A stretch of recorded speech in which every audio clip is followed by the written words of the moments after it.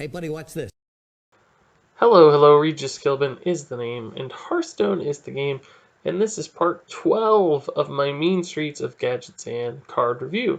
Now you might note things look a little different. I am on the road, so please bear with me if the sound quality of this video is a little lower than normal. I know the camera quality is going to be a little lower than normal, and I'm actually going to have to move through these reviews a little faster than I traditionally do, because there's just a lot of cards to go and very little time to get these reviews out before Mean Streets of Gadgetzan actually hits. So I decided to go ahead and start recording for my Thanksgiving travels, just so I could get these out on time. So again, just bear with me for the drop in production quality. But let's go ahead and jump right in. I've got, I think, 14 new cards in this review.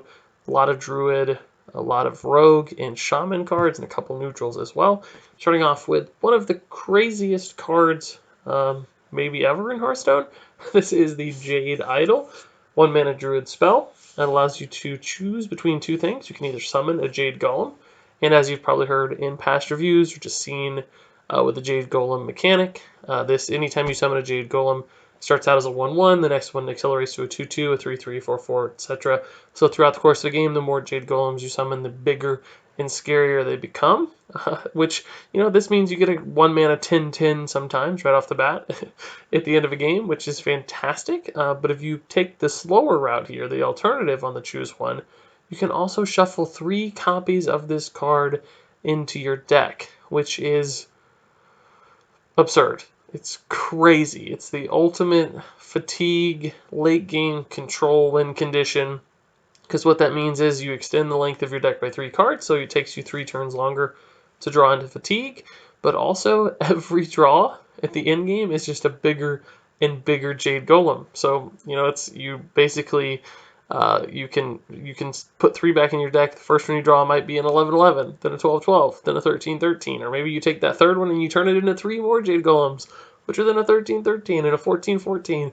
And then you take the third one and you turn it into 3 more Jade Golems, which is a 15/15, 16/16, etc. So you can see how it's basically an unlosable win condition in super late game control fatigue style matchups. So even control warriors would eventually run out of resources as long as you utilize, 1 out of every 3 Jade Idols essentially to grow more Jade Idols. And with draw mechanics like Gadgetzan Auctioneer, this could get out of hand super, super stupidly quick. So imagine a scenario where you're near the end of your deck. Maybe you've got like 1 or 2 cards remaining. You've just ran a sort of fatigue-style Druid deck up to that point. You've got a Gadgetzan Auctioneer, and you've got at least 1 Jade Idol. If you can cycle that Jade Idol into another Jade Idol using your Auctioneer, essentially with 10 mana, you could play your Auctioneer, Jade Idol, draw another Jade Idol, put 3 more Jade Idols back into your deck. When you do that, it's going to draw you another Jade Idol, putting 3 more Jade Idols back in your deck, drawing you a Jade Idol, etc., etc. Or you could just summon 3 Jade Golems and put 3 Jade Idols back into your deck. Like the combo potential with infinite draw resources like Gadgetzan Auctioneer is just stupid. It's insane. Like, I can't even imagine how good it is. So that's going to be a deck. Even outside of that scenario, I still think this is a pretty decent card, just in any kind of spell-based Druid, just because it's going to get you a big body for 1 mana, which, in the early game, you're going to get a small to medium-sized body. You might get like a 2/2 or 3/3 or just a 1/1, which isn't like super fantastic for 1 mana, but there's going to be those turns in the mid-game, even in the early game, where you get an overvalued body for just a single mana, and you can flex that into a leftover mana spot on a given turn. And this just becomes a super high tempo pseudo arcane giant style of card. And not only that, but this also feeds back into arcane giants. So it just doubles down on that really big bodied, cheap minions that Druid is already utilizing and seems to be working very well for the class. So Jade Idol sounds terrifyingly good in a variety of settings. So Jade Idol decks, it's a guaranteed run. Even outside of Jade Idol decks, just in Spell Druids, I think it probably works a little bit. And I think it's good enough to create a Jade Idol Fatigue Druid archetype all on its own. Jade Idol is all around a fantastic card. I know I said I was going to be a little shorter on the reviews. That was not a short one, but I think moving forward, I'm going to have to cut it down a little bit. Moving on to another Druid card this time around, the Jade Behemoth. This is a 6 mana 3/6 with Taunt. Pretty simple battlecry summon a Jade Golem. So off the bat, a 3/6 for 6 is understated, but really not by that much, right? If you think about the card like Fin Creeper, the vanilla 3/6 Taunt, it's 5 mana. So really, this is already pretty close to being a vanilla statted card. It's not even that far off from like Sinjin Shieldmaster, right, which is a 4 mana 3/5 with Taunt. So it lives in that space, so it's already pretty efficient, close to being efficient to a vanilla card. But it also summons you a Jade Golem. So it's Fin Creeper, and at the very minimum, +1/+1. So a Fin Creeper that summons a 1/1. But, of course, with Jade Golem, by turn 6, you're probably going to have already summoned multiple Jade Golems.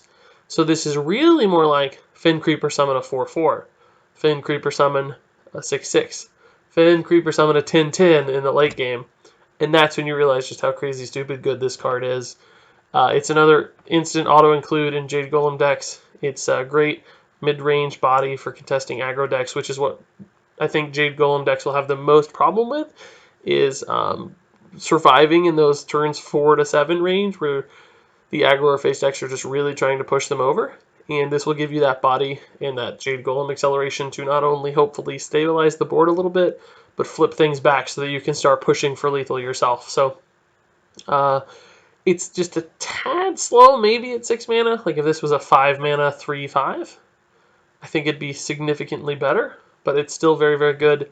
A high value card. Perfect for Jade Golem. So I like Jade Behemoth a ton. Let's move on to another Druid card. This time we move away from the Jade Golem mechanic and we move to a Beast Druid, which Blizzard is still trying to shove down our throats. We thought it would stick with Menagerie Warden in One Night in Karazhan, but it didn't. So now we have to try again with the Vermin Sensei. This is a 5 mana 4/5. Battlecry, give a friendly beast +2/+2. So this is really Druid's Houndmaster, comparative to the Hunter card Houndmaster. But it's 1 mana more with considerably better stats than Houndmaster. That card, of course, is a 4/3 for 4. So here you're getting 2 extra health for that 1 mana, which sounds fair, but it's actually significantly better because this is that Chillwind Yeti vanilla stat body. And 5 health is much, much harder to deal with for many classes than 3 health. So this is more likely to trade into early game stuff better. The problem here, of course, that we've seen is it's not always that easy to stick a beast for Druid, and this doesn't apply taunt like Houndmaster does, and you'd be surprised how valuable that taunt on the Houndmaster is. So I don't think this works as well in Druid as it does in Hunter, just generically speaking. I think it's also bad without the taunt, so the cost is also a downside. At 5 mana, it does take a little longer for this to go into effect than Houndmaster, so I don't want to compare this just to Houndmaster, but it's a pretty apt comparison, and I think it works worse in a lot of ways, just because Beast Druid itself is already not good, and I don't think this card is good enough to turn the corner on that deck.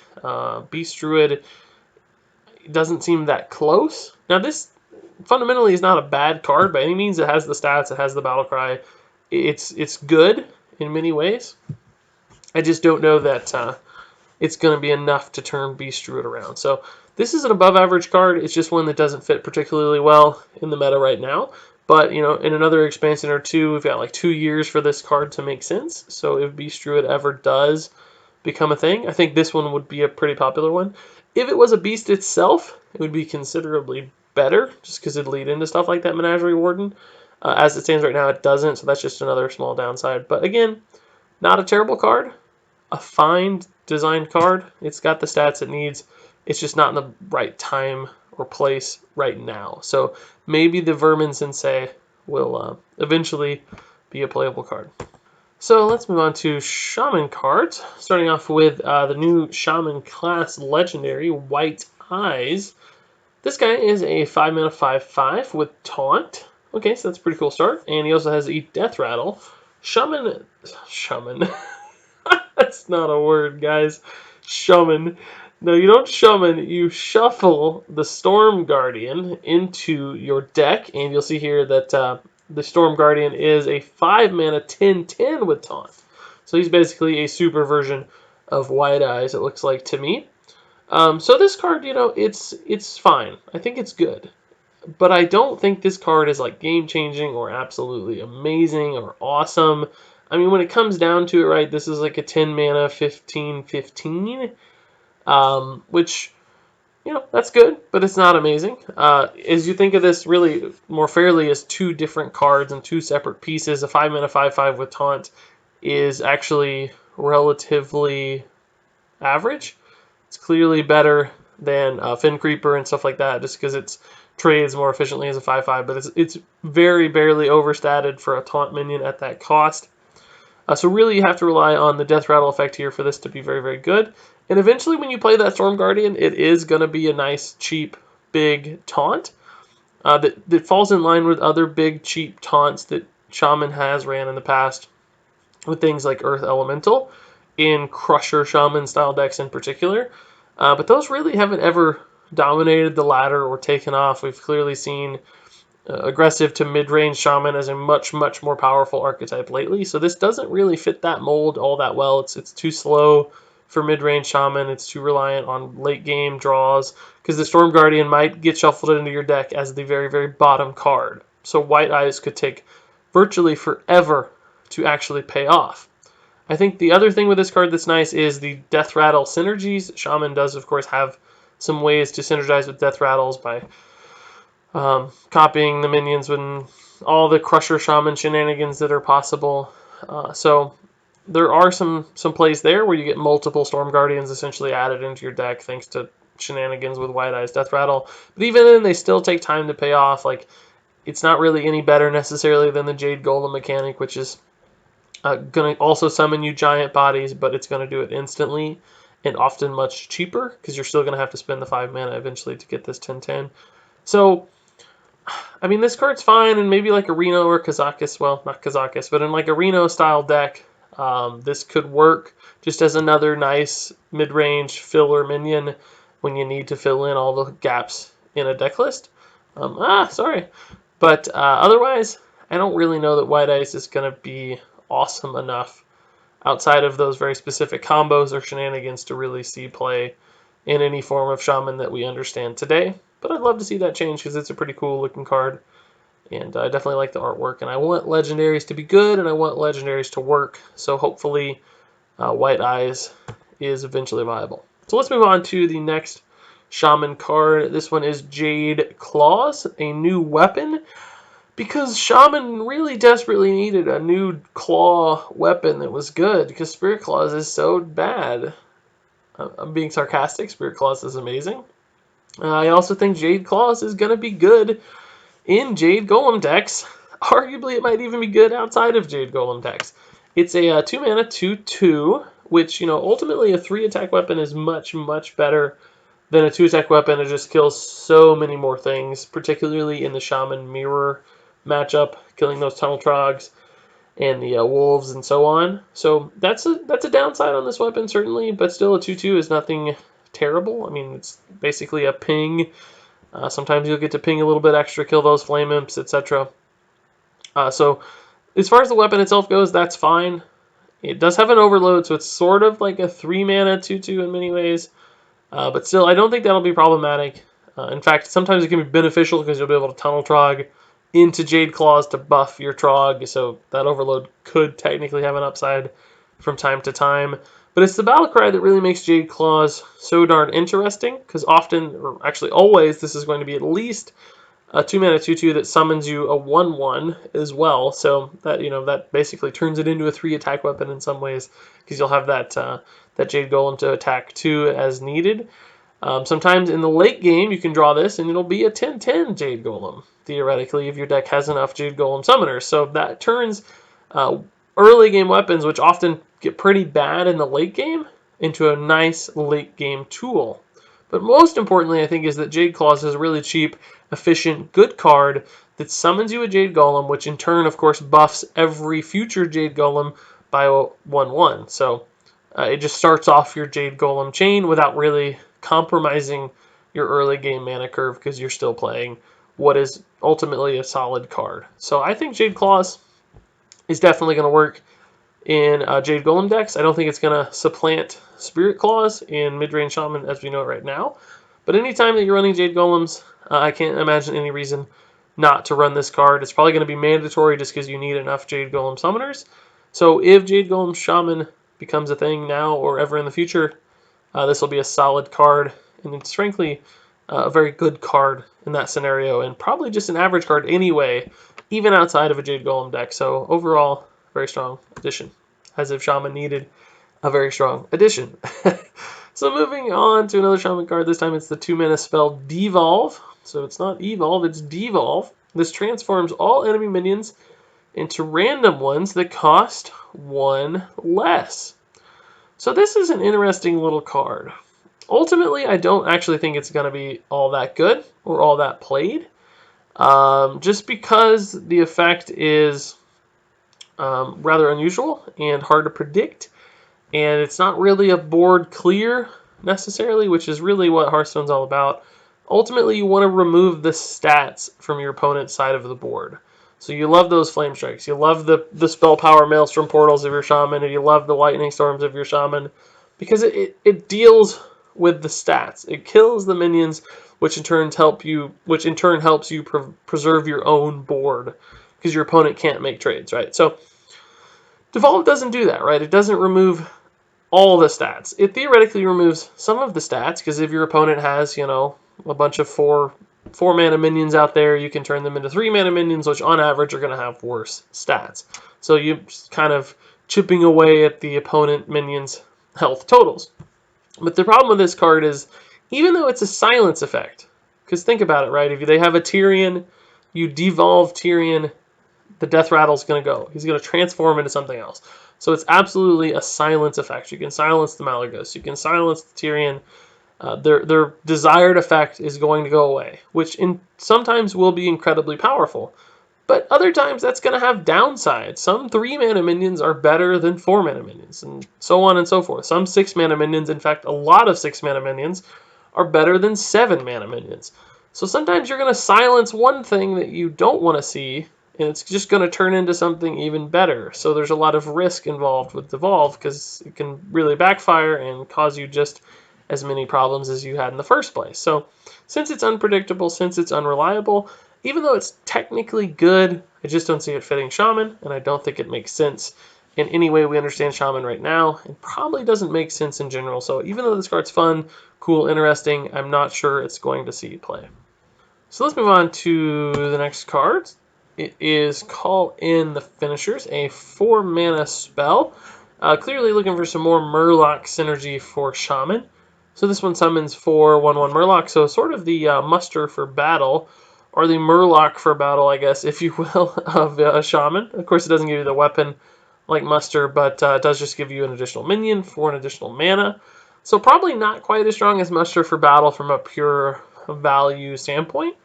But since they are tribal cards, there are some benefits. Although, of course, I guess technically Silverhand Recruits with muster for battle were tribal in a sense too, since they did have specific buffs and stuff. But anyway, Murloc Shaman is clearly not an archetype we've seen successful so far. And much like other cards I've mentioned so far in this review, I don't think that this card alone is enough to make it good. But there's nothing inherently bad about this card. It's a nice little board refill. It could operate like Forbidden Ritual, for instance, in many ways. It's a similar kind of card. Just a refill that has some synergy, so you could play this and any of the Murloc buff style cards in your Murloc deck to theoretically reinforce this board and give you sort of an instant buff or value infusion, more so than the mana cost for this card would suggest. So I think it's fine. It's an average card. It could be very good in the right Murloc deck that worked. That's not yet a thing, so who knows if it will ever be good, but I like the idea of this card. It's nice and simple, and if Blizzard wants to continue pushing Murloc Shaman, this is a good way to add into the set that maybe might not see play yet, but it will be around for a few years, or a couple of years in standard format, it looks like. So there's the potential that this one could be pretty good. So let's go ahead and move on to the next Shaman card. This one I think is a pretty solid card. The Genu Waterspeaker, a 4-mana 3/6 with a pretty nice battle cry, restore 6 health, and it does have an overload, so in many ways this is sort of a 5 mana 3/6. But still, of course, you get it out on turn 4, which is often the important part. So a 3/6 for 4 is a stat alignment we've seen a few times, and it tends to work pretty well. It's got like the vanilla total, so it's a Chillwind Yeti total, right? 9 total stats. But the 3/6 often works more favorably just because it survives to the just horde of 5 attack minions that exist in the game. So it's a lot harder to kill at 6 health, but it still trades pretty favorably into early game minions. So when you play it on turn 4, it's often going to trade into 2 or 3 things that your opponent has played early, killing off those Tunnel Trogs and Flame Imps and so on and so forth. So that all works out well. The Battle Cry is nice because it's often just restore 6 health to your face. So it's nearly an antique heal bot as far as the Battle Cry restore health is concerned. Because antique heal bot did 8 health. It was a 5 mana 3/3 though. So the body on that was much, much worse. This is a 5 mana 3/6 that's nearly got as good of a heal. So this lines up very, very favorably to stuff like Antique Healbot in my mind because it comes out faster, so it discourages your opponent's super face style of play even sooner. Trades better. And also, the Battlecry has extra utility compared to Antique Healbot, because that just healed your face, but this one can theoretically heal minions as well. And in decks like Crusher Shaman, which I've already talked about surprisingly, there are a lot of big minions that you can heal. Even in mid-range Shaman, there are some big minions you can heal with the 4 mana 7/7 and so on. So, the ability to run this card as just an aggro deterrent that heals yourself, to heal up big taunts, it's got some flexibility in that regard. So I don't think this would ever make the cut in a mid-range Shaman list just because it's not aggressive enough or not high value enough, but it's definitely a playable card that would fit in more control-oriented Shamans, maybe Jade Golem Shamans, just because those are going to skew towards the late game. So I like this card. It's fundamentally pretty sound. I would say a very strong, playable card. So let's skip some. Let's move on to, I think, the last Shaman card in this set. It is another Jade Golem card, this time the Jade Chieftain, a 7 mana 5/5 that has the Battle Cry, summon a Jade Golem, and give it Taunt. So that is awesome. So a 7 mana 5/5, obviously not great on its own, but this Battle Cry is very, very good. At the worst case scenario, it's going to be a 5/5 that summons a 1/1 with Taunt, which I would argue is not good, but not ultimately terrible just on its own, because, you get a small, annoying Taunt body that has to be cleared, protecting a more moderate-sized body that can be threatening. So against some classes that don't have pings in particular, even that 1/1 Taunt would be a little annoying. Now, of course, often it's not going to be a 1/1. Usually it's going to be a 3/3 or a 5/5 or a 7/7, which makes this stupid good, because Shaman needed more stupid good cards.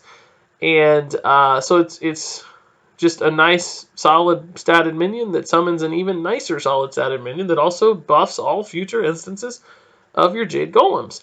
So it's really fantastic. A 7 mana 5/5 that summons a 5/5 Taunt is a very, very playable, really strong card. And of course, there are Battle Cry synergies too, so you can do stuff like Brand Bronzebeard to get 2 giant taunts. The second one would actually be bigger. It would be like a 6/6 if you summon a 5/5 the first time around. So, really good card in any sort of Jade Golem deck. Not good enough to make the cut. Otherwise, you have to have at least a few Jade Golems. I think if this summoned like a 3/3 or a 4/4, that's where it starts to really become a nice, appealing card. So, Jade Golems, Reno-style decks, Crusher, Shaman, it's going to work in any kind of those decks. There's just too much raw value potential here for the mana cost. So I like Jade Chieftain quite a bit. I like big taunt minions anyway. I like just piles of stats. So this is the kind of card that's very appealing to me, and I think it could get very scary and very out of hand, even with just a few Jade Golems. So nice, strong card. Moving on to the Rogue cards I've got up for review today. First up is the Jade Swarmer, another Jade Golem synergy card. This time a little 2 mana 1/1. It has Stealth by default, and it has a Death Rattle. Summon a Jade Golem. So This guy's intriguing, right? We've seen some Death Rattle synergies pop up in Rogue, thanks to the Unearthed Raptor. Now that is admittedly a card that's going to be going away sooner rather than later with the next standard rotation. But it's going to be around at least for a few months, and this card works really, really nicely with it. It's on curve 2 into 3 for the Raptor. The Death Rattle actually is very good, because essentially it would be, summon a 1/1 from the Jade Swarmer, then the Unearthed Raptor would be summon a 2/2, so on and so forth. Of course, summoning a 2/2 off the Death Rattle is pretty fine anyway. That turns it into sort of a piloted Shredder style of card pretty quickly as far as the Unearthed Raptor is concerned, because it's the same kind of stats.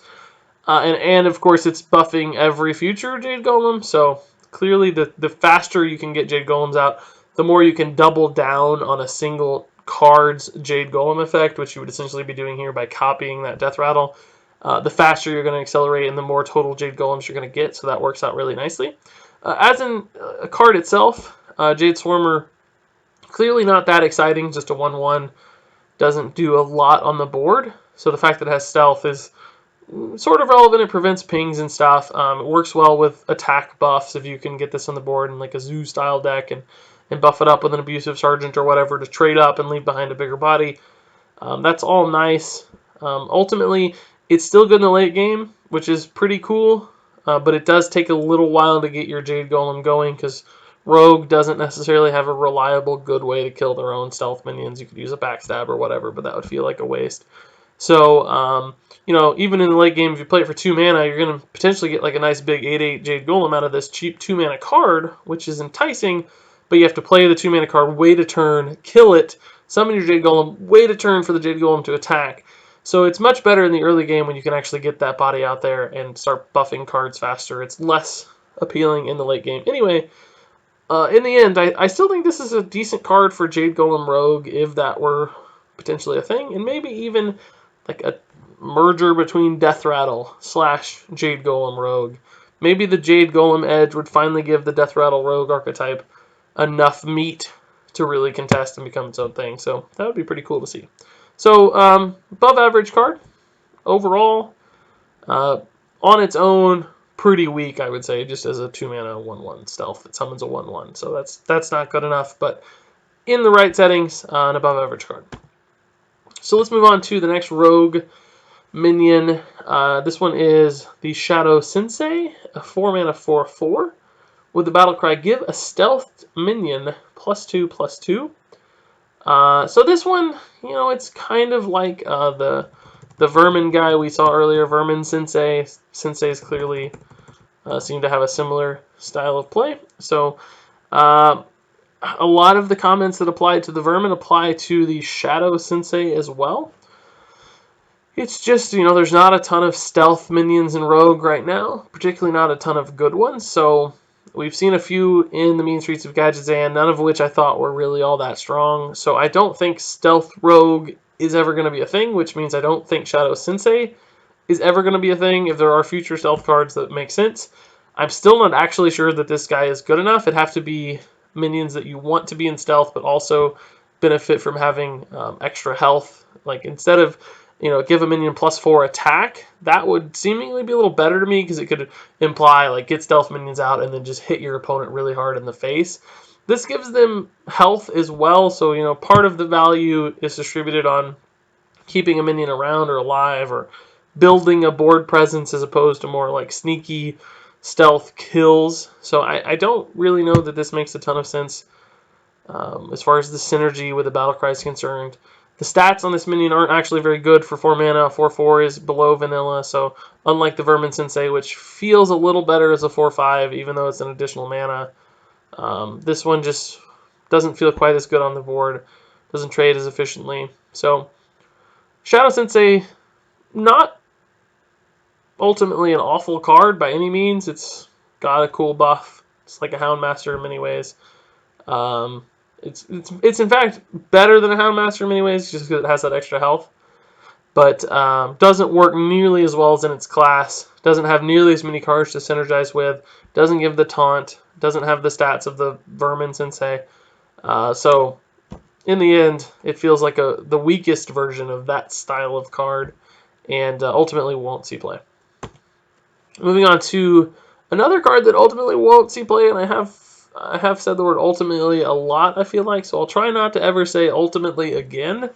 But this is the Gadgetzan Ferryman, which is a pretty great rhyme.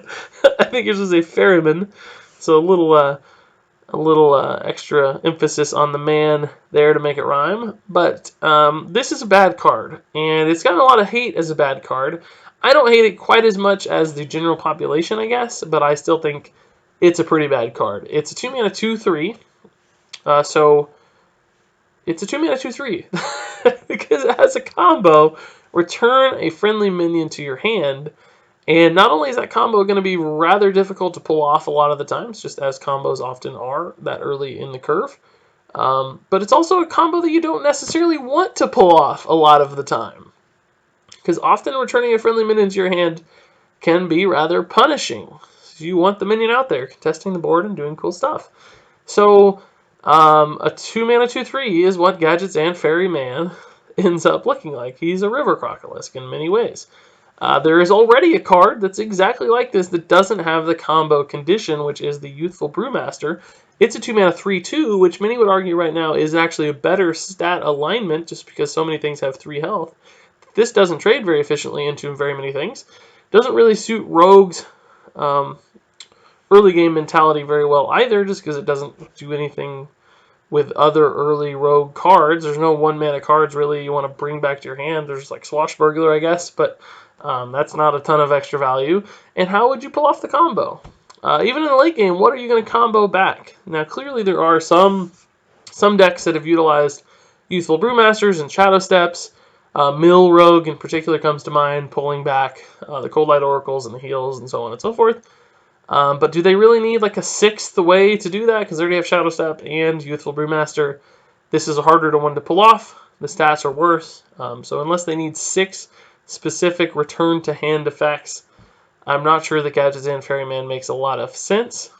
This feels like a throwaway card that's actually not even very good in Arena necessarily. So the flexibility of being able to combo it or not combo it is a very, very slight advantage in its favor over Youthful Brewmaster, which forces you to return a minion to your hand if there is one available.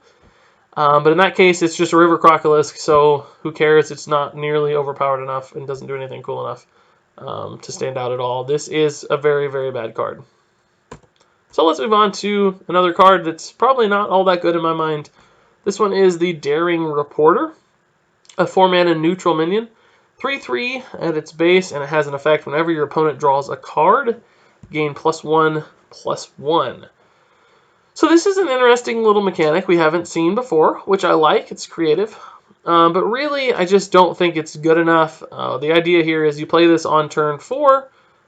Your opponent is going to draw a card at the beginning of their turn, so it's going to be a 4/4 when they see it for the first time, basically. Which for 4 mana is understated. It's worse than a Chillwind Yeti. So essentially they're going to have a little while to deal with it. They'll have that turn to deal with a 4/4. Even if they don't deal with it right away, as long as they're not actively drawing extra cards, they'd still only have to deal with a 5/5, which isn't even that ridiculous for 4 mana when we've all seen 4 mana 7/7s out there, right? So, I mean, really, I think this just takes too long to get up and running. I mean, if you happen to throw it down right when your opponent is about to throw down their Gadgetzan Auctioneer, it's like, yeah, sure, you could potentially break that turn, limit their Gadgetzan so they don't accidentally give you a 10/10 or whatever, you know. But that's not super likely. You could also, play it into a Druid's Nourish turn if you think they're going to Nourish for 3 cards, so they have to deal with a 6/6. Or actually, it would be a 7/7 when they come back. But ultimately, that's probably only going to delay them. Oh, I said ultimately again. No! Essentially, that's only going to delay them for a turn or two, really. They're going to find some way to deal with this or play a minion that trades. Like, how often is that actually going to stall out your opponent? Not that often. I just think it's very unreliable, very unpredictable. It gives more power to your opponent than yourself, which is problematic. So, although I like Daring Reporter, it's creative, it's fun.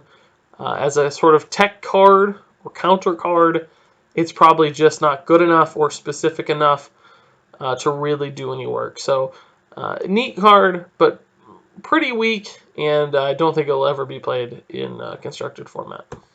So let's move on to the final card in this review. This is Sergeant Sally, 3-mana minion. It's a 1/1 at its base, and it has a death rattle effect.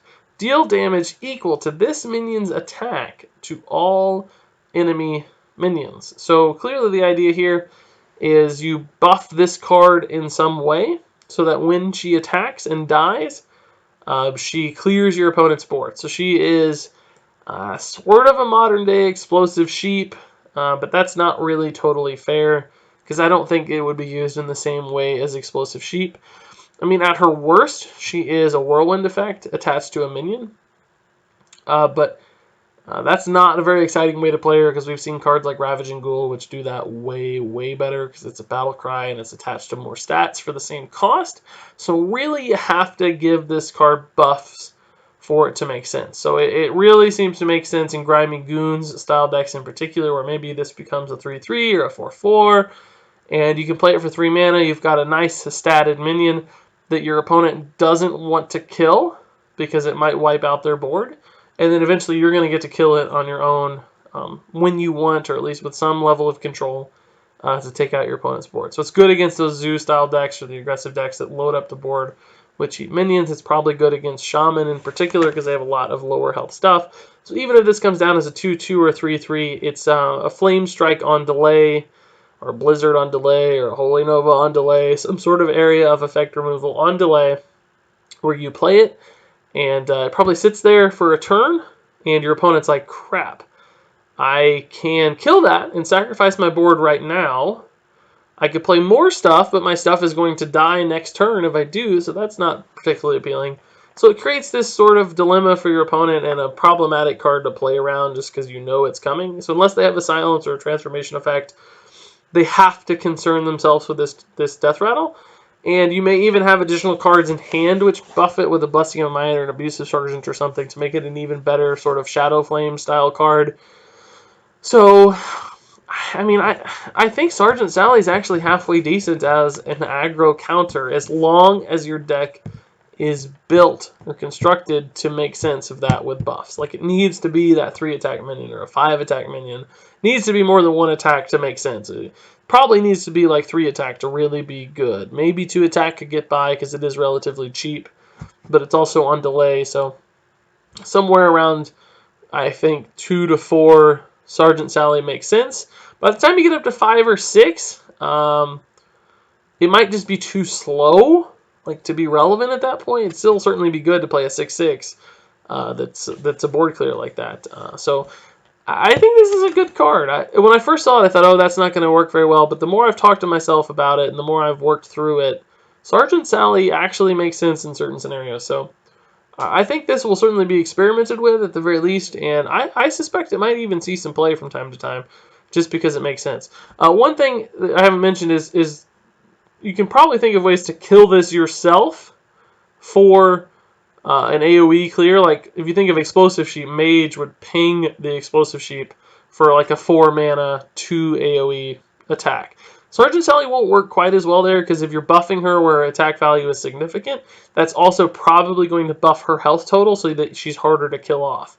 So yeah, like a rogue could potentially buff her and then use a Eviscerate or something to kill her, but that starts to really become inefficient and problematic. So I really think this is more about playing her onto the board as a statted minion and then just killing her naturally through trades instead of like actively trying to kill her yourself on the same turn. That would be a possibility to like double the power of your Shadow Flame, for instance.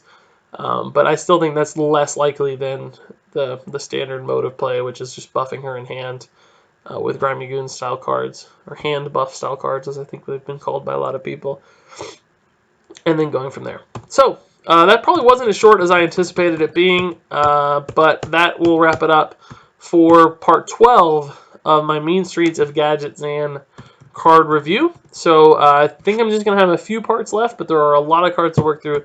So stay tuned. I'll try to get those posted in the next day or two. before Gadgetzan actually releases, so that you guys will have a good feel for all these cards and my take on these cards before the expansion hits. If you have thoughts or comments on these cards, you know where to leave them. I'd certainly appreciate to hear what your take is on all of these various cards and whether I got it right, whether I got it wrong, whether I missed something. It's always nice to see your guys' insights as well, so be sure to leave a comment below. Thanks so much for watching, and until next time, game on.